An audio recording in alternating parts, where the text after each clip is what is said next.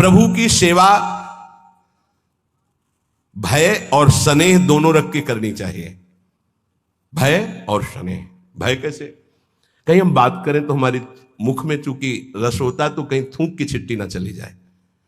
रसोई बना रहे हैं या स्नान करा रहे हैं, मौन का आश्रय लेकर अगर हम कहीं कुछ बोलते हैं तो पद गाना है तो गुनगुनाते हैं, जय जय प्यारो कृष्ण, इसमें छिट्टी नहीं पड़ने की संभव।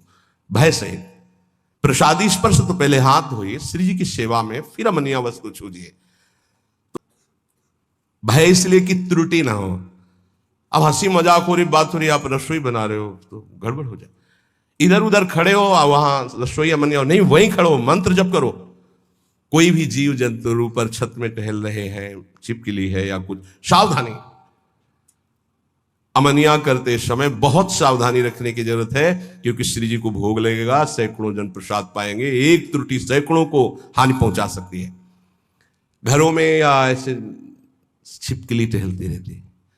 अब उसको तो ज्ञान नहीं, आपकी रसोई में 5 किलो दाल बन रही मानो, और उसमें जो वाष्प भाप बना, अब वो ऊपर चिपकी हुई, उसका चिपकने की पावर शक्ति कमजोर, अचानक हुई, भागी और गिर गई। अब उबल रहा है, उबलने में उबल गई। अब वो अगर कोई खाएगा तो छिपकली के काटने में जहर नहीं, उसकी त्वचा में जहर है। ऐसे बहुत से कीट पतंगे, ऐसे बहुत सावधान। आप दूध उबाल रहे हैं, वहां खड़े हैं, नाम जप करते रहे, दूध उबल जाए, उतार करके जाली वाला ढक कर, बड़ी सावधानी, क्योंकि श्री जी को भोग लगाना है, संत जन प्रसाद पाएंगे। अपने देह को नाशवान समझकर छूटेगा, ये बात दिमाग में बैठा लेनी चाहिए वैष्णव को। ये शरीर नष्ट होगा, छूटेगा, आज नहीं तो कल छूटने वाला है। ये 84 लक्षणों में एक लक्षण ये भी है। हर समय तुम्हारे दिमाग में बैठा रहे तुम्हारा शरीर छूटेगा, तो तुमसे पाप ही नहीं होगा कि यार जब शरीर ही छूटना है तो पाप कर्म काहे को करें। अपने देह को अनित्य समझना कि ये छूटेगा। 8वां, सत्संग में प्रधानता अपने ही रस के वैष्णव की करे।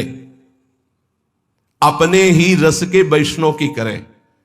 अगर अपने रस का वैष्णव नहीं है तो फिर बिल्कुल नहीं, हमें ऐसा संग नहीं करना, हमें ऐसे प्रवचन नहीं सुनने।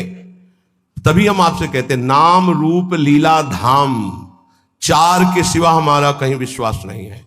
या तो नाम की चर्चा करो, या रूप की, या लीला की, या धाम की, इन्हीं के सिद्धांतों की चर्चा।